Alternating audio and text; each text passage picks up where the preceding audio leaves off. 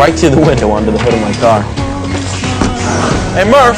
Yeah, call the LAPD again. I don't want people walking through my crime scene. I didn't expect the Secret Service on this. Don't worry about it. Well, what's your name? Henry. Carl Henry. Just like that, Carl believed me. To demonstrate my professionalism, I turned the tables and asked to see Carl's credentials. He handed them over. Well, tough luck, Carl. 5 minutes earlier, you would have landed yourself a pretty good collar. It's all right.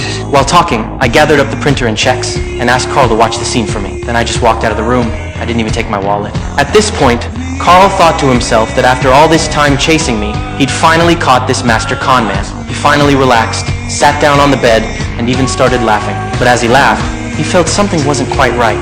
So he opened the wallet to check. What he saw left him stunned.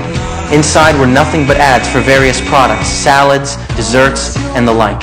He realized he'd been played, but it was too late. I was long gone. And that's how the first round of cat and mouse ended, with my complete victory. After this incident, I got cocky. I dressed myself up like James Bond, drove around in a fancy car, and picked up down on their luck models at hotels. On Christmas Eve, I called Carl to taunt him, claiming I was in room 3113 at a hotel and daring him to come catch me.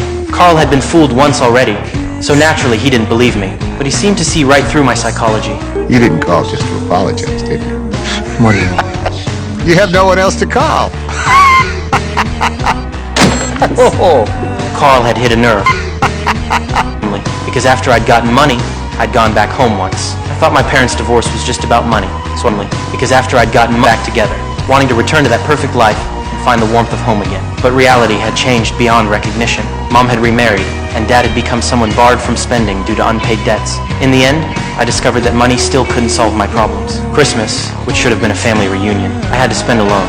Combined with Carl's taunts, I stormed out in anger. And the room number happened to be 3113. Obviously, I'd calculated that the agent wouldn't come. On Carl's end, he started investigating the name Barry Allen, and after much searching learned it was the Flash's name. Carl suddenly realized that the con artist he was chasing was likely just a kid who loved comic books. Following this lead, he investigated all the runaway teenagers in New York and eventually narrowed it down to me. But Carl never could have imagined that this genius scammer was only 17 years old. The agent told my mother I was suspected of forging checks. My protective mother immediately decided to pay back all the money for me, but she underestimated my capabilities. Just tell me how much yours and I'll pay you back. So far, it's about $1.3 million.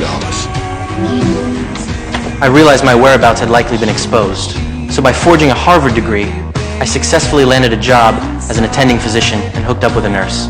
When I learned my girlfriend's father was a well-known local attorney, I proposed marriage and successfully married into the family. By imitating lawyers in movies